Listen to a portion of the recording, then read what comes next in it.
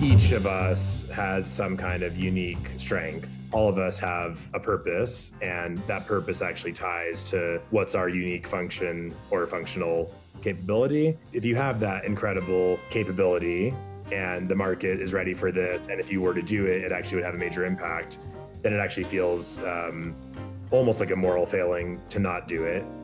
Big exits come with big questions. Who am I? Why am I here? What gives my life meaning, purpose, fulfillment? Many of us try to outrun those questions only to find ourselves years later living lives that feel empty, unfulfilled. But not my friend Omar Haroun. I really do believe there's a relatively small percentage of people who actually are responsible for having an outsized influence on the world.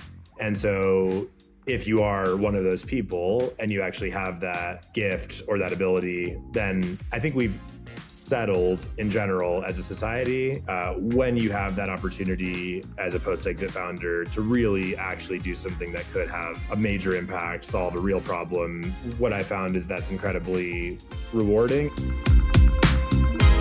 Omar sold his company TextIQ in a 9-digit exit 4 years ago, and now Omar is building again. His new company Eudia is augmented AI for chief legal officers. Omar is building on what he knows and understands, but faster, cheaper. Eudia raised $100 million in Series A, and Omar is all in. And today we explore why. Why after big financial success he started again, and how. How he's balancing his family life, friendships, fitness, and his passion for surfing.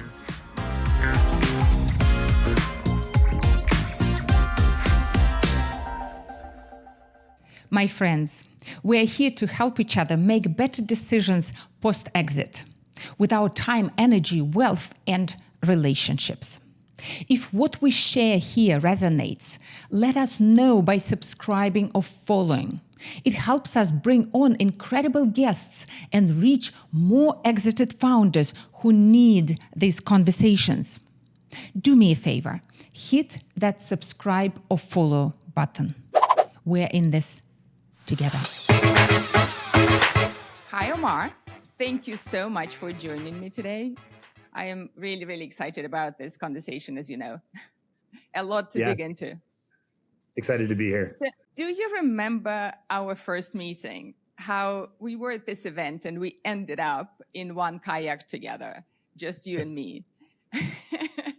And I remember, like, literally minutes into the trip, you started telling me about this amazing AI company you had just sold in the legal space.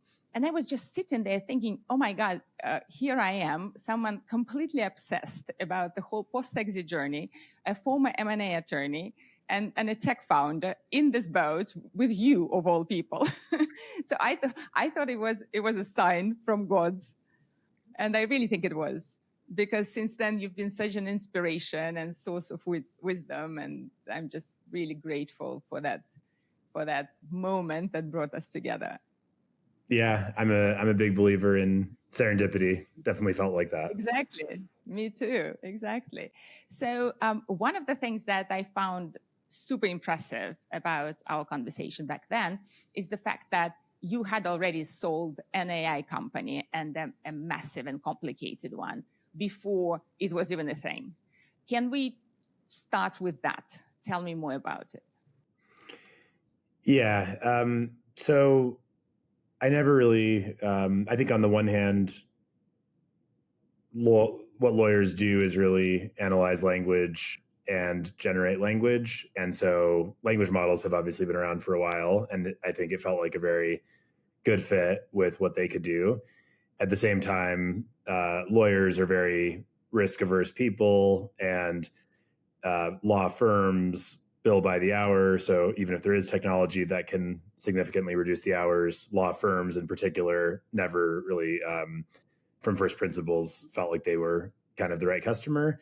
So we actually were one of the first companies, my last company, and even this one, to sell to the general counsel and the in-house legal team who has the same incentives.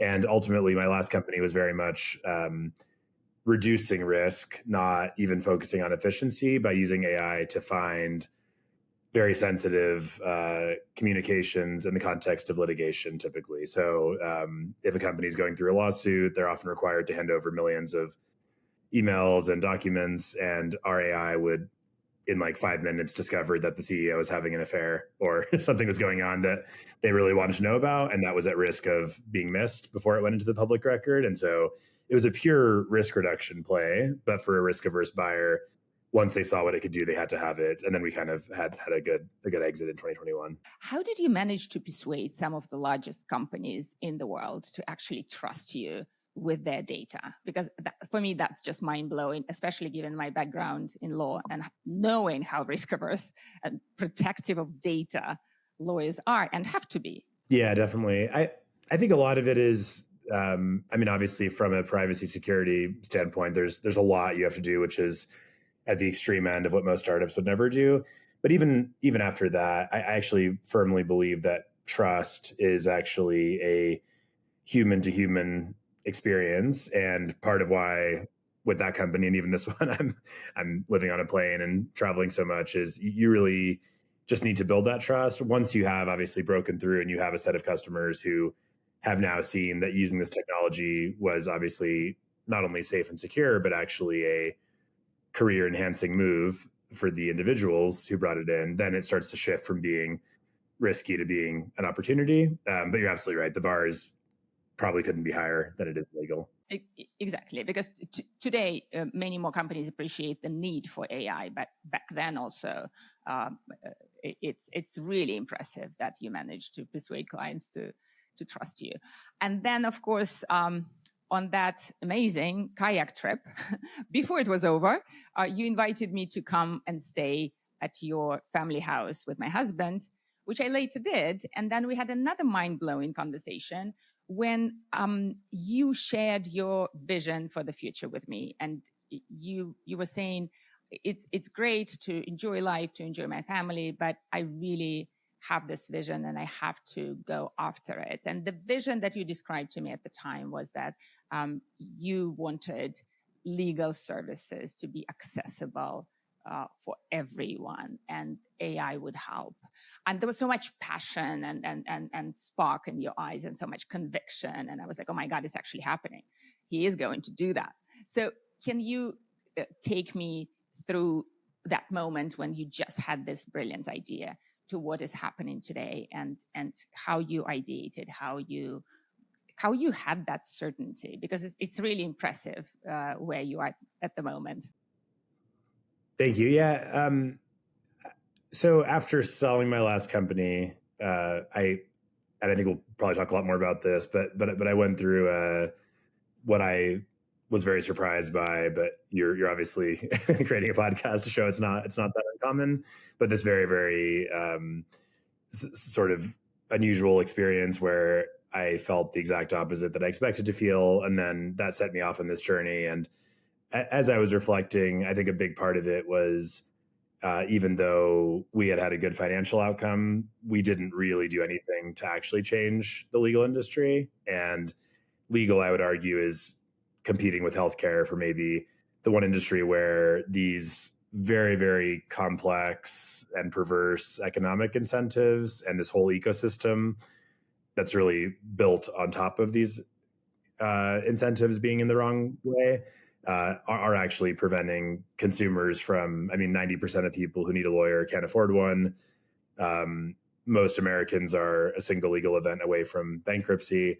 And then you look at businesses and companies like even my current company, I think we spent $75,000 on our Series A legal documents, right? And anyone who's in the AI world knows that actually most of this work, you can now, whether you can automate 80% of it, 60% of it. We could debate what the percentage is, but it's very, very high. And so the technology's there. We proved that with my last company, even before ChatGPT. Now it's obviously even more accessible than it ever was. And yet there's like almost no adoption of actual AI. And so, when I really reflected, and we can get a lot more into the details behind that, but it felt like whatever I did next, I really wanted it to be something that had a deep mission attached to it, and where it wasn't just about building a business. It was actually about changing a whole industry and really leaving that kind of legacy on the world, which was very, very motivating. Yeah, and that's exactly what I saw back then in you. You were literally lit up with energy and conviction. But I do want to go deep into that, because I think this is actually the most challenging thing in the post-exit journey, is to find that next thing that actually pulls you, that is a mission. And I'm very, very saddened by the fact that so many people don't, they give up and they settle for something that's comfortable. I'd love you to share a little bit, like, why you didn't settle, why you kept looking for it, and maybe when this idea popped into your head, and most importantly, if you were financially set, like, why bother? Yeah. Why mission was so important for you? Yeah, maybe I'll start with that last one and then kind of work backwards. So I think for me, it's funny. From the time I was a kid, I had parents who were immigrants. They worked extremely hard. They were basically living paycheck to paycheck to be able to put me in the school that I went to, and I'm very grateful. It was a very good school, but it was a school where every other kid was wealthy, pretty much, because it was a really expensive school. And so even though we weren't like poor or anything, a lot of the research in economics has shown that happiness is all on a relative basis. So people tend to compare themselves to whoever they're around. So if you're in a $1 million home, but everyone around you has a $10 million home, you feel poor. Whereas if you're in a $1 million home and everyone around you has a $100,000 home, you feel rich, right? And so I was definitely always felt very kind of left out, because everyone that was around me was going on these fancy vacations and their parents all knew each other. And my parents were these immigrants who were just working all the time. And so it really actually made me quite motivated to actually just make a lot of money. And that became my goal, if I'm being totally honest. Right. I also happen to be relatively entrepreneurial. And when I looked around, I just saw the people who had really life-changing kind of money were basically founders. Obviously the risk is much higher, but I've never been risk averse. And so decided to basically go for it and set a goal that I wanted to be able to retire by the time I was 35. And this is kind of in high school. And then, long story short, went through a lot of twists and turns, but ultimately, after a lot of years of pain and suffering, I would say, ended up with this, at the age of 35, suddenly getting this 9-figure cash opportunity to sell the company, and took it. And then I felt very, very, again, super empty, like the day that the transaction closed. And that really then set me off on this journey of self-reflection, I would say. And probably when I met you in the kayak, I was towards the end of it. But I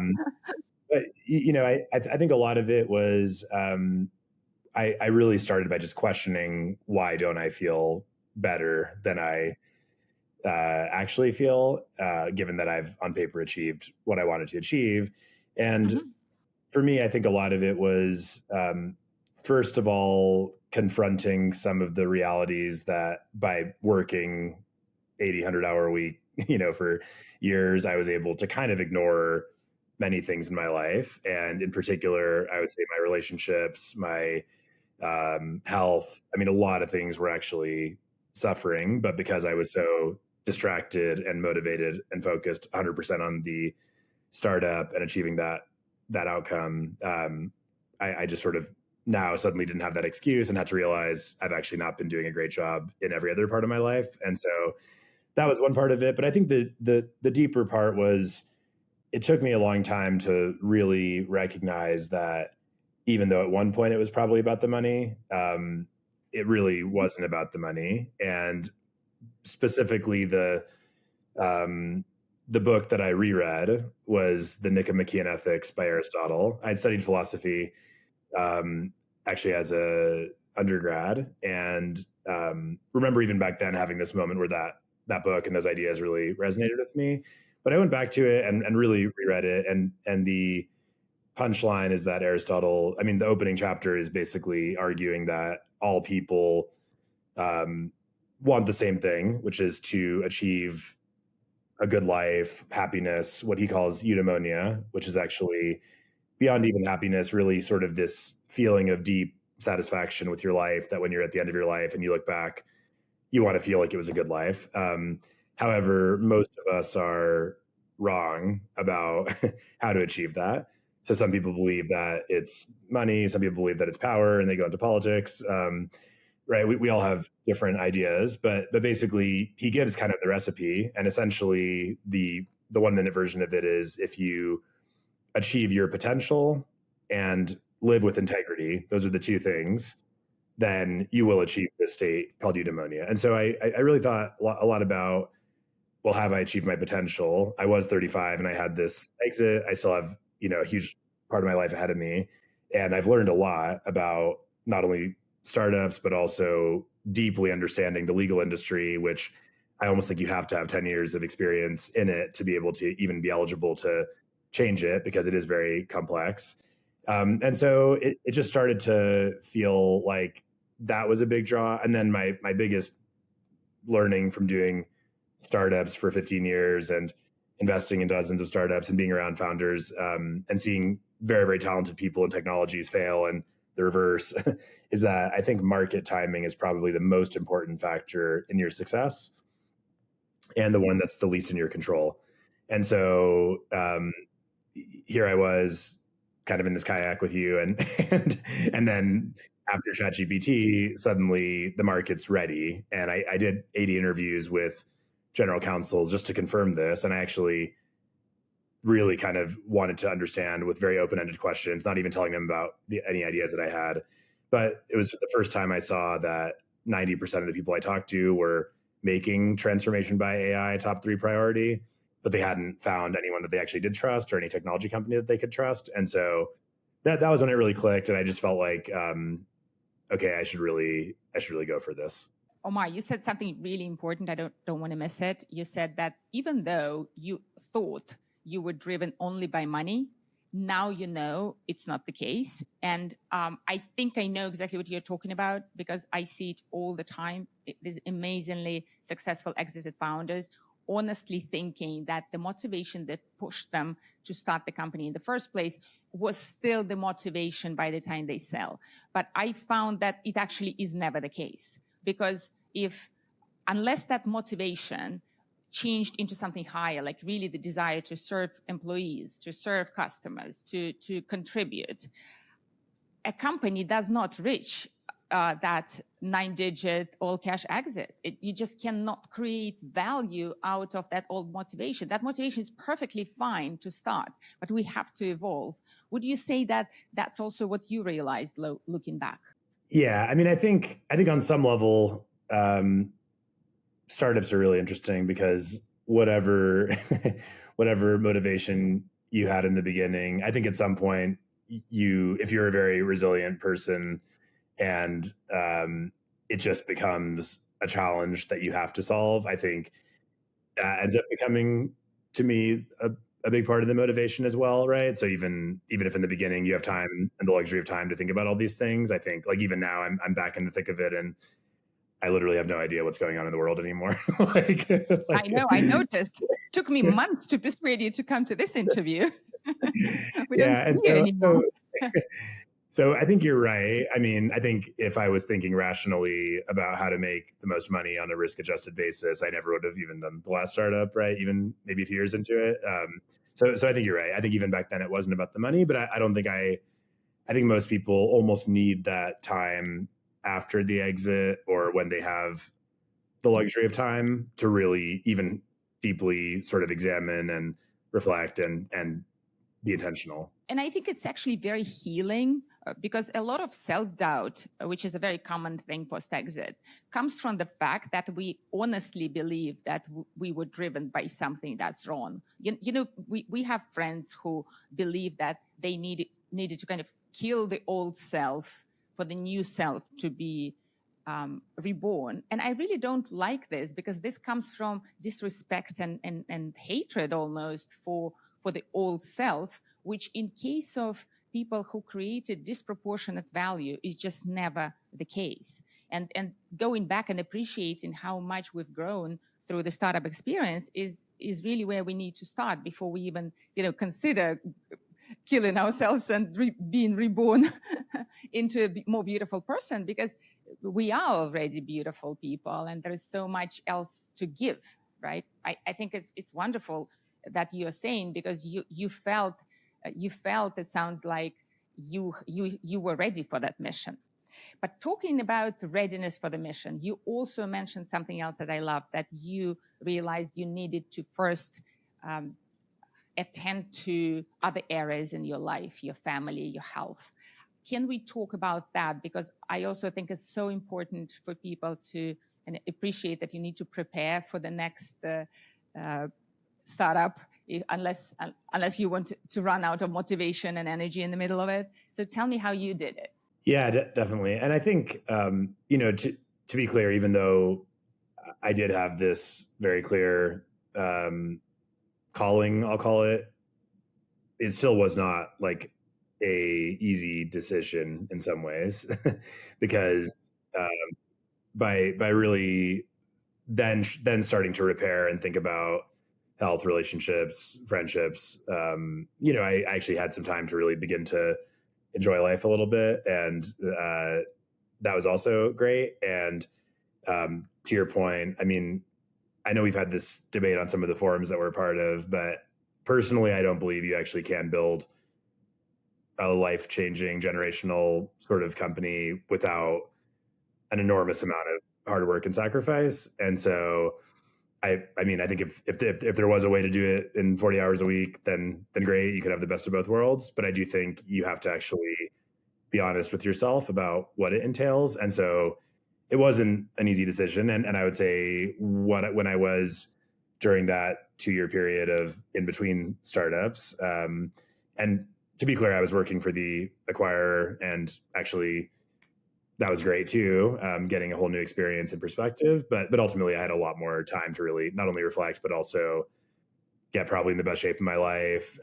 Really be there for my family and for my kids, and those are all incredibly important things. And so, I think that was great, and it made it really hard. So I saw you with your family, and I saw you with your daughters, and what I saw back then was a man who is not only really competent with his children, but is so much enjoying, like you're so physical with your girls, and they're all over you, and it's just so organic and warm and beautiful to see your whole family together.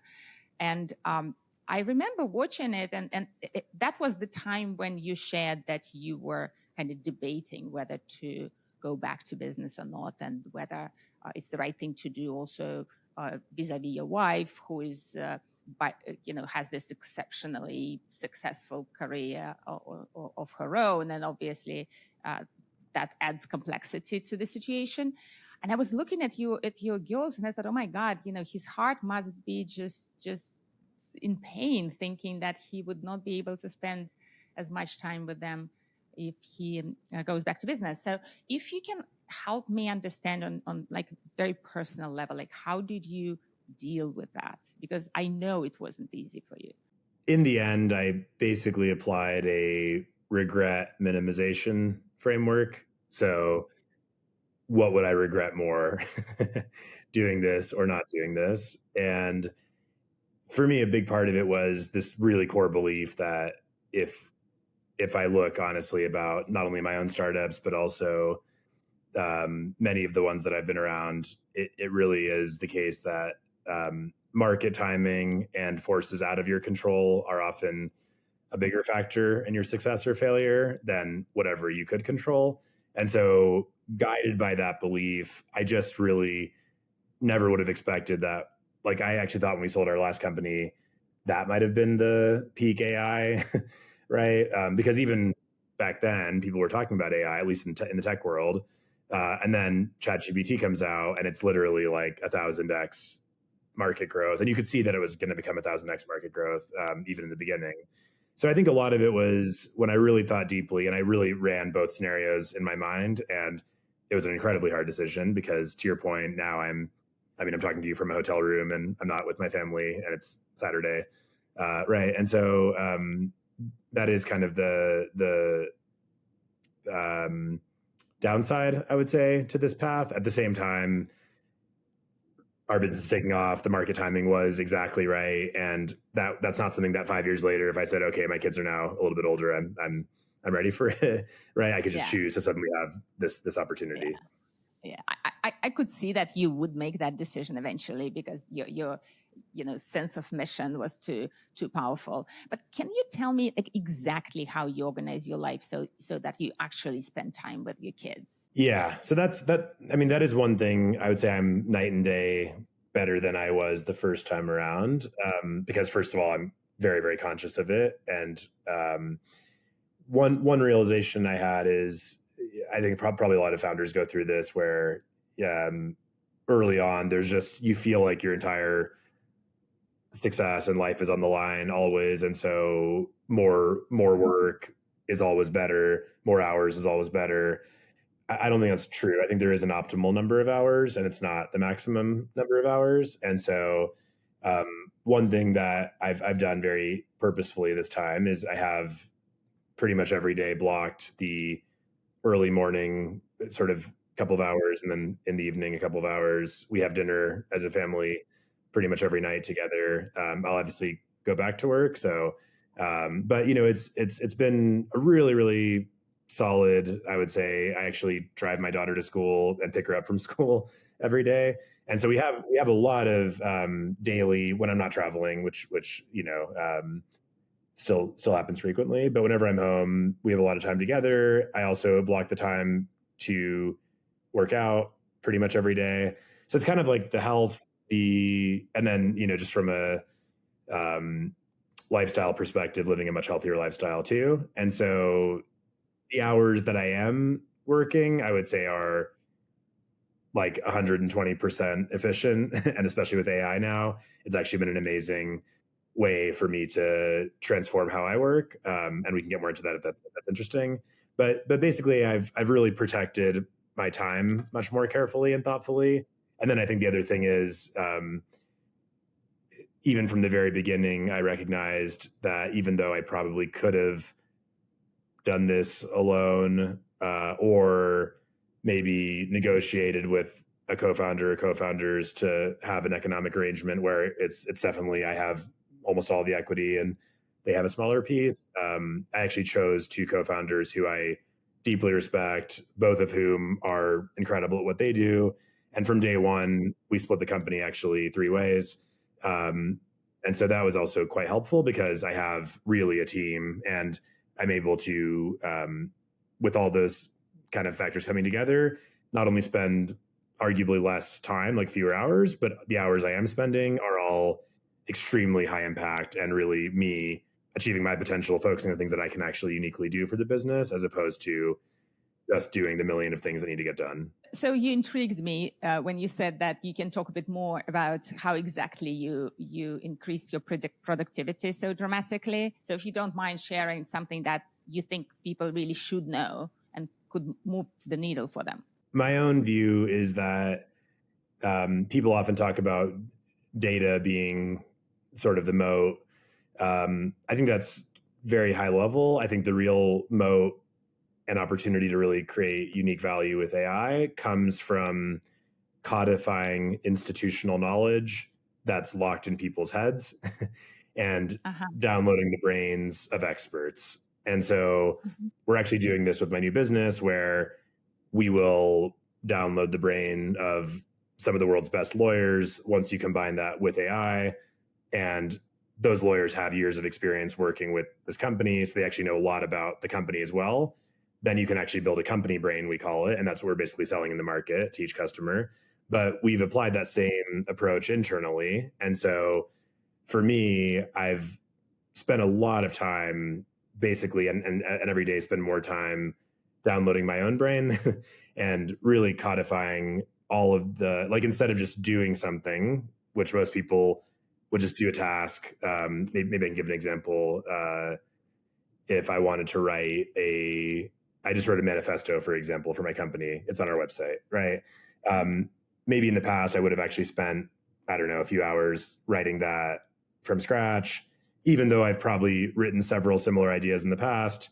that's more just my own brain's training data, but I've never actually, like, in the task of write the manifesto, that would be done from scratch. And most of us go a little bit from task to task operating in that way, where even though you've probably done some things that are similar, you don't necessarily take advantage of that in the full capacity. With AI, what I've done instead is actually build essentially like my own operating system and my own content brain, where I've found a way to feed every previous post I've ever made, spent a lot of time refining that with AI so that I can be very, very clear about my own voice, the nuances behind my thesis, a lot of information about the audience that I'm targeting with various pieces of content. And then when I create the manifesto, it goes from being probably a 5-hour activity to like a 15-minute activity, right?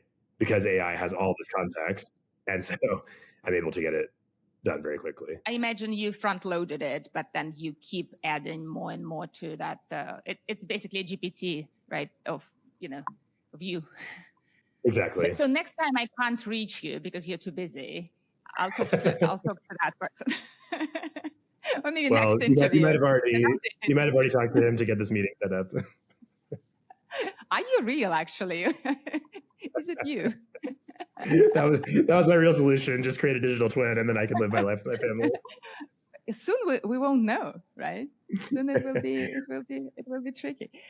Okay, so Omar, we are now getting to a topic which is very close to my heart, and I know it's close to your heart as well. I've done this research, as you know, trying to figure out all sorts of patterns of post-exit success. So I look at people who went through post-exit exceptionally well, and I usually zoom out and I look at like 10, 20, 25 years post-exit to actually see which decisions ended up being wise, to see patterns. And then I do the same thing for people who are really struggling, even 10 or 20 years post-exit.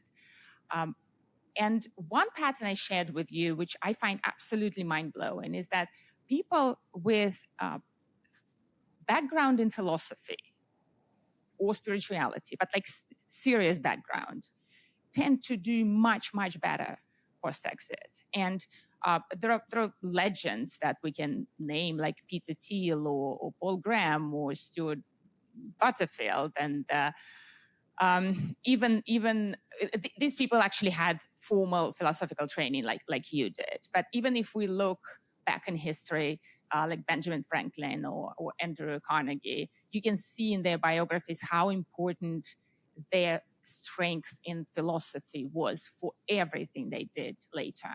And it's especially, the connection is especially strong when you think about really serious businesses built later. And I have a hypothesis about that, why that's the case, but I first want you to share, because you are the person who is like that. And you seem to be exactly on that amazing path. So I'm very excited. That's a great question. I like the hypothesis, or at least the direction you're going in. I think my immediate reaction is, when you study philosophy, you're literally studying things like how do you live a good life? Why do we make the choices that we make? And what are the different views on what's a good or a bad choice? So I think perhaps it's not surprising that people who have actually just given that a lot of thought are better positioned to then confront this post-exit journey, where someone else who just thought the technology was really cool and wanted to build it, but wasn't necessarily ever even asking these questions, might have a harder time. Because you mentioned Aristotle before as so the reason you could relatively quickly rebalance, right, and find your direction, which is the hardest part. People take 10 years or more to find it, and then sometimes they run out of steam and just settle for whatever because they don't think they'll ever find that mission or direction or conviction.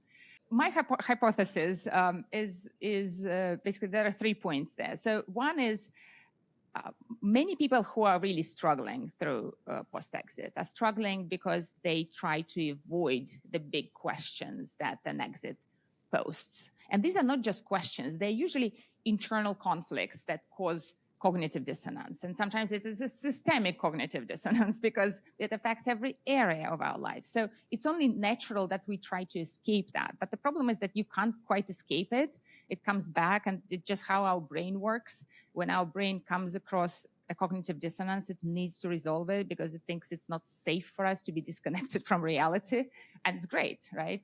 But an exit is such a special situation when there are just too many of those internal conflicts. So I think people who had chosen philosophy as their field of study before actually welcome this. And I think you welcomed it. And, you know, Peter Thiel welcomed it. And it's exciting for them. Instead of escaping, they're embracing it, and then they're growing through it tremendously. And another thing is that I think if you have this kind of brain that was trained on philosophy, you're just naturally much better. You're more skilled with dealing with all these paradoxes, right? You can live with them and you can resolve them. It's a skill, actually. It's a skill of thinking. It's a level of thinking that most people in business don't have because we don't need it for business. Right? We maybe philosophers need it for their academic training before, but not necessarily for business. And then another thing that I found very interesting is that if you look at those stories, how philosophers dealt with post-exit, how they chose the next business, oftentimes they have so much conviction in very unconventional business. And that also comes from the fact that the brain is just trained to think independently. Right? Because philosophy, I often think how, you know, parents want kids to go to computer science, but I personally think that philosophy is what we need more than anything. Philosophy, psychology, spirituality, this is actually what we need in the age of AI. And I would love to bring these stories to the world to also kind of help people understand that there are very powerful practical aspects to philosophy. But I would love you to help me with the following. Like, okay, you got this training in philosophy and you love it and you read it. But other people who didn't, like, how would they, what your advice would be for them to catch up on that kind of thinking during this post-exit period when suddenly we actually have the luxury of time to upgrade our thinking? How would you go about it? Yeah, well, first, I really like your theory. I think it makes a lot of sense, and it's funny because probably the biggest thing that I took away from studying philosophy, which I don't know if everyone has this experience, but was actually a lot of comfort with my own hypocrisy, right? And I think, to your point, many people feel the need to defend their views and basically adapt their views to correspond with their actions to try to justify whatever they're doing, right? But actually, one of the biggest learnings for me was, for example, I think it's personally wrong to kill animals. I don't think it's all things equal, if you have a choice to go for a walk or kill an animal, I think it's worse to kill an animal. But I also eat meat and I enjoy the taste of meat, right?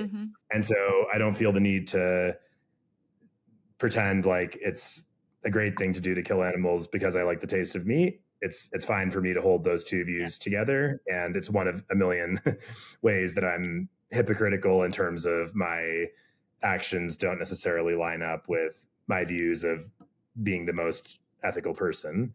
So to your point, I do think being able to think in that way, because it does require, or at least it helps when you then are making a decision that just has a lot of trade-offs, to be able to not only see that, but also have a level of comfort with it. So I think it's a great theory. I'll give you another one. You may be really concerned about AI safety because no one actually knows where AI is going, and yet you decide to use it for a beautiful mission, right? That's a paradox. 100%. Yeah, there's so many. And I think to your other question, I do think one sort of byproduct that's maybe not the best is of AI adoption and just everybody going digital is I don't think people read as much, which is fine. But I do think reading the actual source material of philosophy would be good. I think a second best alternative would be one of my hacks when I don't have time is to just go on YouTube and actually, if you look up, I mean, we now have access to the kinds of professors that I had at Oxford that are incredibly hard historically to get access to. I mean, a lot of this is now freely available. So I do think paying attention to who the actual experts are and then finding ways to be able to even just go on YouTube and find interviews with those kinds of people. I mean, you can really learn so much now. And I'm actually very optimistic about AI in education for some of the same reasons. And I think AI is much, much better than all these apps that just summarize books. Because I think when it comes to philosophy or psychology, that doesn't work. Because, okay, you just read these conclusions. But the whole point is reading through an amazing thinker's thinking, right? You read Aristotle and you're like, oh, okay, he's teaching me how he's thinking. It's not about his conclusion. Again, as you mentioned, his conclusion is shared across pretty much every spiritual or philosophical tradition, right? The conclusion itself is not the point. It's getting to it. It's training your mind to get to it. But I'm happy you mentioned AI because I'm actually really curious. Do you, like, if somebody wants to do this efficiently, would you say chat with AI about the topic would be reliable, or is there an app you would trust with this? Because of course the problem is when we talk to ChatGPT, the source is not necessarily reliable, believable, or right. There's so much crap out there. Like, how do we not waste time or get confused by poor sources if we want AI to teach us philosophy within a year before we start a new business? I think unfortunately we are in sort of the messy middle of really where this technology is, because when I look ahead, hopefully a few months from now, but maybe a few years from now, I believe that I'm not alone in downloading my brain, and you'll actually see pretty much every expert will have a download of their brain and a system which actually is reliably only pulling from that kind of source data and combining it with AI to then give the experience that you're talking about, where if you wanted to have a tutorial with the same professor that taught me at Oxford philosophy, you'd essentially be able to do that and you'd have some comfort that it's actually reliable. We're definitely not there today. And so, yeah, it's not easy to answer in like 1 minute, but I would say the 1 minute version, personally, I would still go to YouTube, books, really kind of finding reliable information from experts. And then you can always feed that to AI if you're proficient at knowing how to do that, to be able to make sure that it's actually drawing from the right material. But today, I would say the general purpose LLM may lead you down the wrong path, unfortunately. So I get it about philosophy. Like, how spirituality helped you adjust to post-exit life? Yeah, that's a great question. And I liked how you linked the two, because I don't think everybody links the two. For me, I think there's an element of intuition, which is extremely important to me. I think there's I want to say it's a Sigmund Freud quote that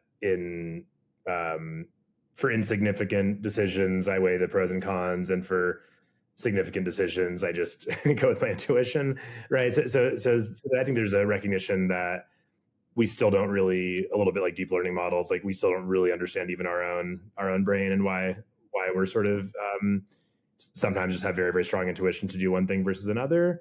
So I think that's maybe what I would more call the spirituality part of this, which is, even though I have these seemingly rational frameworks like the regret minimization one that I described, you know, the truth is, for something like this, you do just need to really go with your gut and follow your instinct. And I think those of us who've had some experience and enough time to think about these topics in sort of the right setting and in the right way, that intuition, I would say, is a little bit closer to the spirituality piece of this, where you almost have to just believe that that is the right thing to do, even though it's not necessarily rational. Yeah, because I found that spirituality is extremely practical in post-exit if you actually want to find that mission, because this whole topic of finding your calling, it's your spirit reacting, right? It's like what I saw that day when you were sharing your mission. I saw your spirit lit up. And yes, of course, you decide with your brain what it is exactly you're going to do, how you're going to shape it into a product that's actually helpful to the world. That's fine. But you call it intuition or whatever it can be. There are many words for it, but it's this feeling, this is my thing, this is my calling, right? And if we don't believe that it's possible, this is how we set up, right? So spiritual skepticism literally kills our chances to have a fulfilling life post-exit. It's extremely practical, extremely relevant. We don't need to go and sit on the mountain for years or anything like this. We just need to appreciate that our spirit actually exists and it matters and it should lead us. The other thing that's kind of interesting and reflecting now after over 2 years of doing this new startup is, people often talk about product market fit. I don't love that term because it sort of implies, okay, if I build a product and I just sort of keep walking, maybe around the corner, I'll find the market and then there's the fit. I think what I've learned is you create the market as much as you create the product, or at least there's an opportunity to create the market as much as you create the product. And so it also, I think, when you have that feeling and you really believe in something, it does become or can become more of a self-fulfilling prophecy, but you have to be all in with it to be able to make that happen. Yeah, and it has to come from that place where you believe that your mission is to increase the pie, right? Not to compete for limited resources, but actually to bring something brand new to the world. And this is when it becomes really interesting, isn't it? Yeah, and there's this feeling that I've had now, like it's almost maybe not quite every day, but every week, where it's like, I'll talk about what we're doing, I'll talk about the mission, and it's almost like people can't unhear it once they've heard it, but no one said it out loud before. And so that's also, I think, a big part of it. But that's connectedness, right? When you're sharing your mission and other spirits lit up, this is the actual essence of spirituality, isn't it?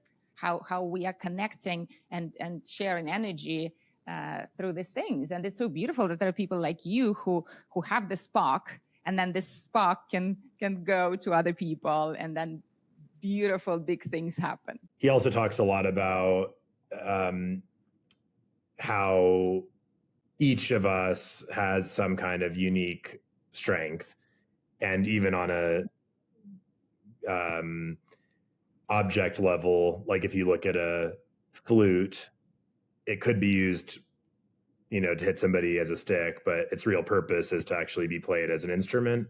And so he has this idea that all of us have a purpose, and that purpose actually ties to what's our unique function or functional capability. And so I think that's one thing that I would encourage post-exit founders to reflect on, is what is that thing that you're actually uniquely good at. And for me, one of the realizations was this idea of the ability to actually create the market as much as the product, to really build trust with a buyer who doesn't normally trust somebody very easily.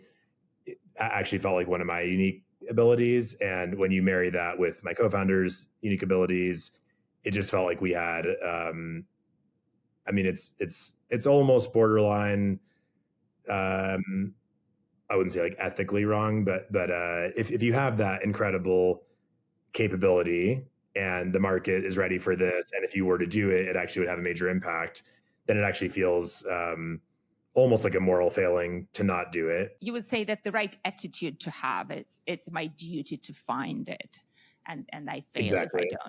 if I don't. Yeah, and I think a little bit it ties, like, for me, there's also an element of controversial, but I really do believe there's a relatively small percentage of people who actually are responsible for having an outsized influence on the world.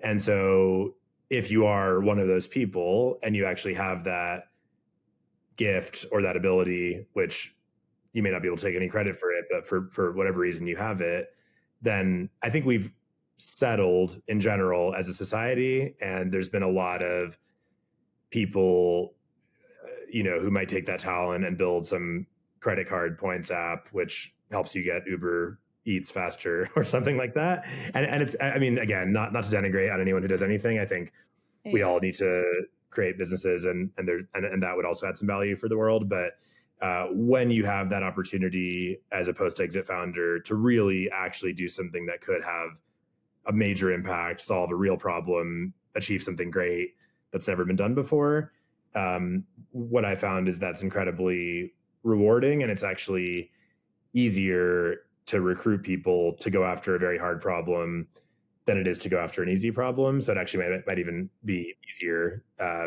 paradoxically, because once you have the right team.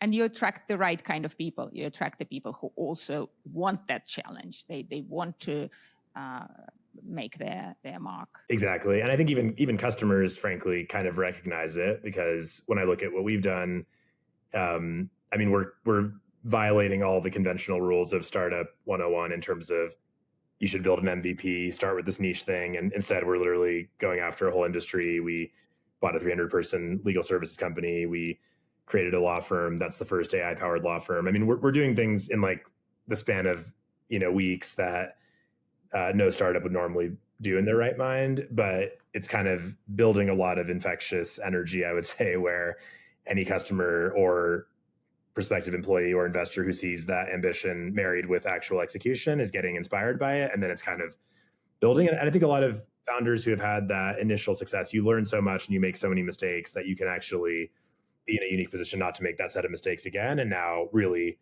up level your ambition, which has been really rewarding for me. Yeah, that's actually super important to understand, because I think there's so much fear of work among post-exit founders, understandably, right? It's so hard, and we are no longer naive about it. And how would you go about overcoming this fear? You think, like, if really embracing the mission, or what you said, regret minimization framework, right? That's what worked for you. Like, is there anything else you think could push people through the fear? Because that's the only way to address a fear like that. I mean, just to go a little bit deeper on the regret minimization framework, and you and I have both been in some of these groups like Tiger, where I've also had the luxury of now seeing people who are 10, 20, 30 years older than I am, and watching, maybe less scientifically than you've been doing on the pattern recognition side, but anecdotally observing people who are achieving eudaimonia versus those who aren't in their later years. And I think that's, I think, the other thing that I would say to some of the post-exit founders who are contemplating what's next is, it's not like if you sit on the beach and play golf for 20 years, you're going to be very fulfilled and, necessarily deeply satisfied. And if anything, I've noticed probably the opposite, that people who just almost go on permanent vacation, especially when they have their health, they have a lot of energy and potential that could be used, but they don't use it in some meaningful way, are actually among the least happy. So you're basically suggesting using fear to help you go through this fear, the fear of vegetating on a golf course.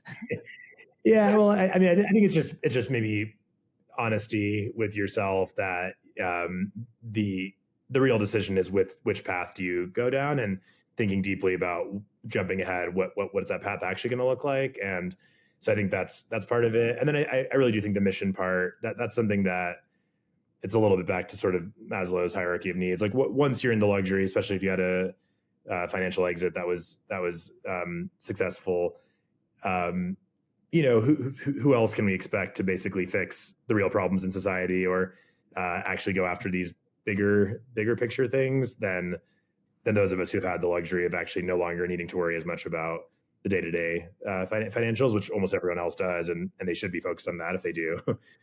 Yeah, and you're totally right. Maslow is a great example of showing how our motivation naturally evolves from the fear and need for safety all the way to the desire to contribute, which is basically how self-transcendence manifests in the world. But even if we go to, Eastern spiritual traditions, like something like Vedanta, you would also find a very similar view on motivation. We have fear and greed as lower motivations, but then we have love and duty. And I think what's beautiful about everything you're saying is that I can just see this love and this voluntary acceptance of duty that give you energy.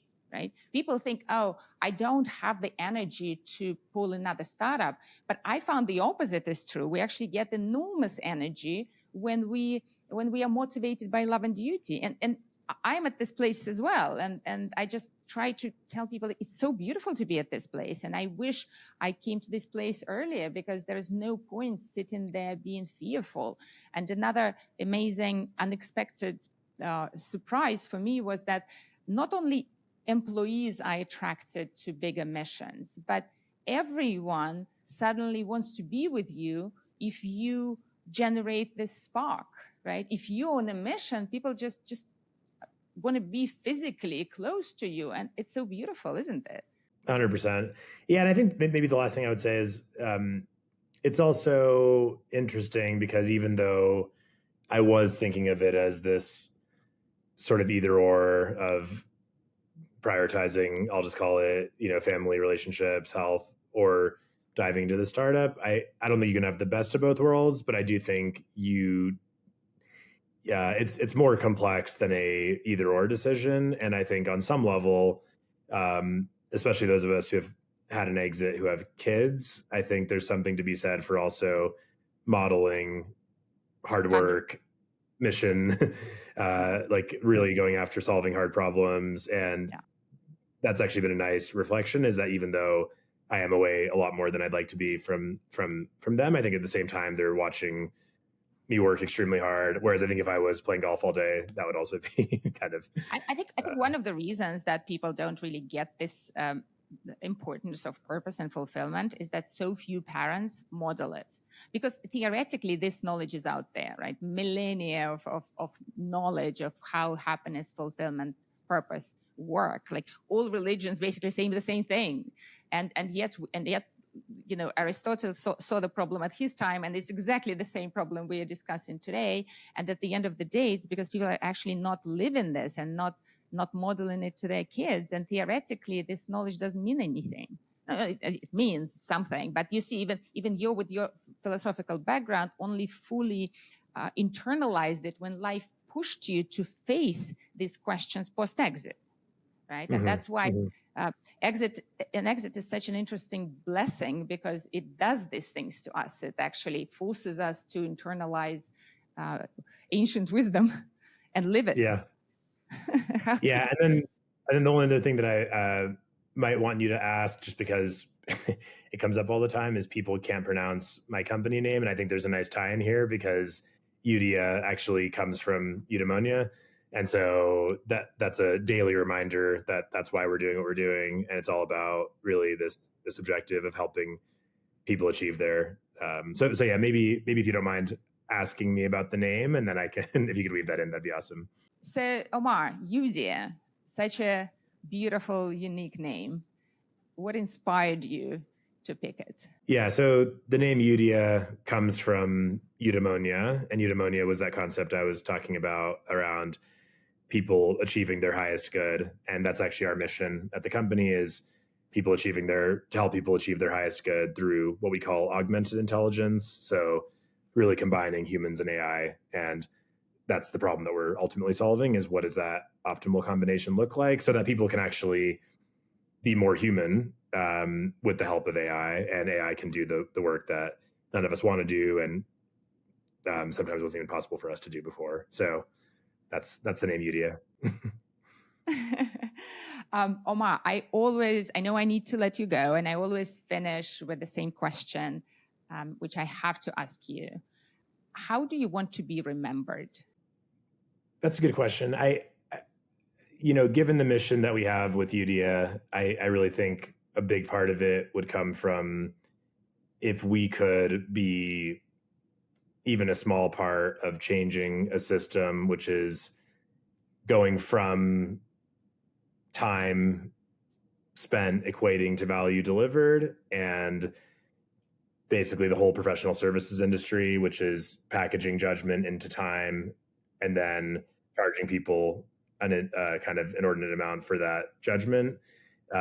If we could be a part of that change where we actually shift from that world to one of AI representing mass cognition and making not only legal services, but all knowledge work much more accessible to really enable humanity to up level what we're all doing, and also removing a lot of the barriers for not only access to justice, but also for businesses to grow, that would be an incredible legacy. And that's really on the business side. I think on the personal front, I'd obviously love to also be somebody who did succeed as a father and husband and friend, and made a good impact on the world. Amazing. Thank you so much. What a beautiful interview. Thank you for sharing so openly. Thank you for having me. It's been great.